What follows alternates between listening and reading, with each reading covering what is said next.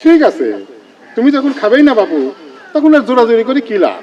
কিন্তু তুমি কিন্তু খাওয়া যাবার পারতা। ওই যে দুজনের ভাত খাওয়া বন্ধ করলাম না, তুমি তো একলা খাইলে পরে একজনের ভাত ধরাই থাকবে না। তুমি জামাই মানুষ, না খেয়ে গেলে কি চলে? অসুবিধা নেই আব্বা, আমি বাড়ির যাই খাবো না। হ্যাঁ হ্যাঁ, সেই বুদ্ধিটা তুমি ভালোই করেছো। কারণ আমার মেয়ে মনে হয় তোমার জন্য ভাত নিয়ে বসে রয়েছে, এই জন্য আমি জোরাজোরি করলাম না। আর দেরি করবো না জন্যই কিন্তু আমি তোমার আগায় দেওয়ার আসলাম। এখন কথাটা কি শুনি? কথাটা আব্বা, আপনার মেয়েই আমার করজনে পাঠাইছে। সে আমাদের গায়ে এই ফজরের বিয়ের জন্য একটা মেয়ে ঠিক করেছে। মেয়েরা দেখতে শুনতে খুব ভালো, আপনি যা যদি একটু দেখতেন। আমার মেয়ে হয় তোমার বউয়ের আমার সাথে এত শত্রুতা কিসের জন্য করবার বাবু? কি করছেন আব্বা?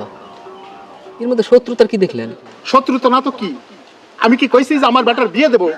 আমার কি টাকা সস্তা হয়েছে নাকি ভাত সস্তা হয়েছে? কি করছেন আব্বা? তাই করে কি সাল ফলে বিয়ে দেওয়া লাগবে না? বিয়ে না দিলি পরে কেউ আমার গলায় ফাঁসি দিচ্ছে।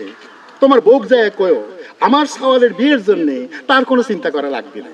এমনি আমার সংসার চলে না, সওয়াল বিয়ে দিয়ে আমি খানেওয়ালা বাড়াই, তাই না? যাও তুমি বাড়িতে যাও, তোমার বউ ওই যে ভাত নিয়ে বসে রয়েছে, টেনশন করতেছে, যাও।